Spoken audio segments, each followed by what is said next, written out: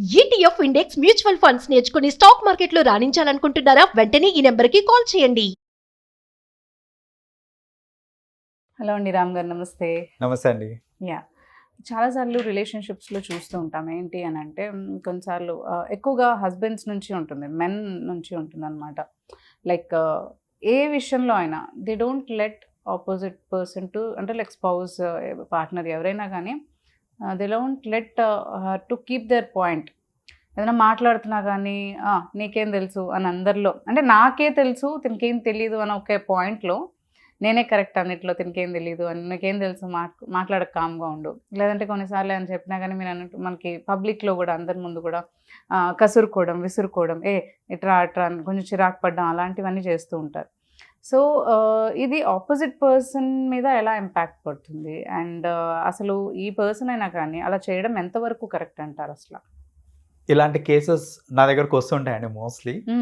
Especially women చాలా suffer అవుతారండి ఈ విషయంలో. కానీ it is not confine to women. నా దగ్గరకు వచ్చే కేసెస్లో దీనివల్ల మెన్ సఫర్ అయ్యి వచ్చిన వాళ్ళు కూడా నేను చూశాను. So I talk about both the scenarios here. Okay.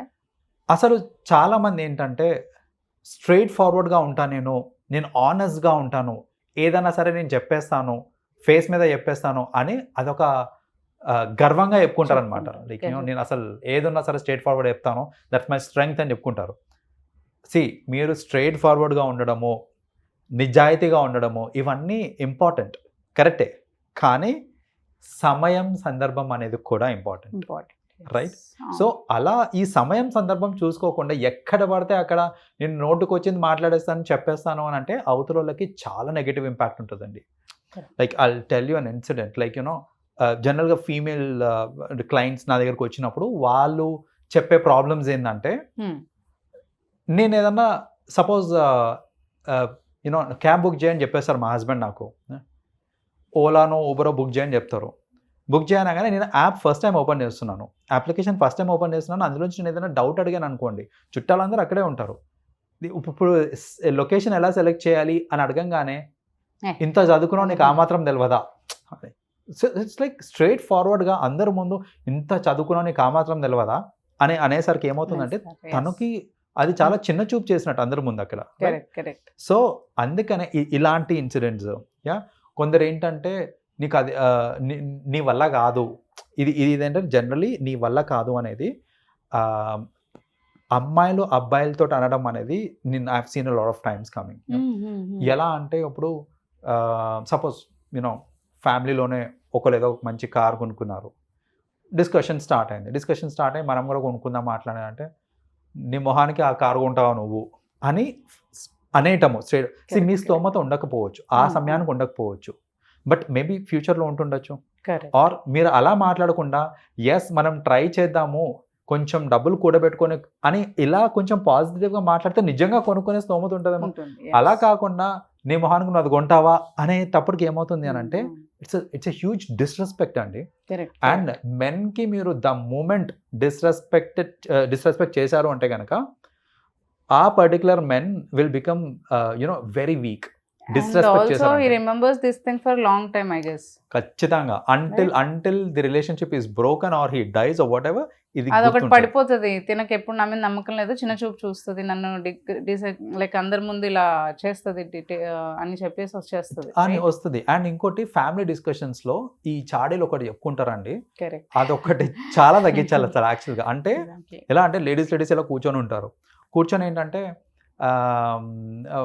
మా ఆయనకి ఏం చేత కాదు, మొత్తం అని నేనే చూసుకోవాలి, పిల్లల్ని నేనే చూసుకోవాలి, వాళ్ళకి చదువులు నేనే చెప్పుకోవాలి, సరుకులు నేనే తెచ్చుకోవాలి, అన్నీ నేనే చేయాలి, ఆయనకి ఏం చేత కాదు కాబట్టి అనేసి నలుగురు ఫ్యామిలీ మెంబర్స్ నిజంగా ఆయనకి చేత కాకపోవచ్చు, నిజంగా ఎవరో సూపర్ లేడీ అయి ఉండొచ్చు, కానీ హీజ్ యువర్ హస్బెండ్, రైట్? అలా అందరి ముందు మిమ్మల్ని మీరే డిగ్రేడ్ చేసుకుంటున్నట్టు అవుతుంది అక్కడ.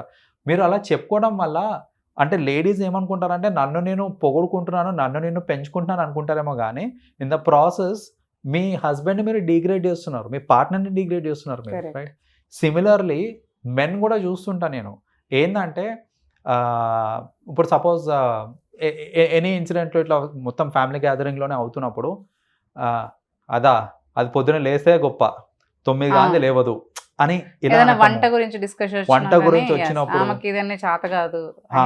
తినలేము వంట ఆ, అన్నట్టు తినలేము, మీ ఆవిడ ఇలా చేస్తుందా అని అడిగినప్పుడు పప్పు వండుడే ఎక్కువ, నువ్వు చికెన్ దాకా పోతా అంటే ఇట్లాంటి ఏంటంటే అది ఇలాంటి డిస్కషన్స్ లో వస్తూ ఉంటాయి. అంటే మీరు సరదాగా అంటున్నారా అది అంతా పక్కన పెట్టేయండి, అంటున్నారు అన్నారు అనుకోండి ఖచ్చితంగా అది ఇంపాక్ట్ అనేది చూపిస్తుంది. Wrong thing, right?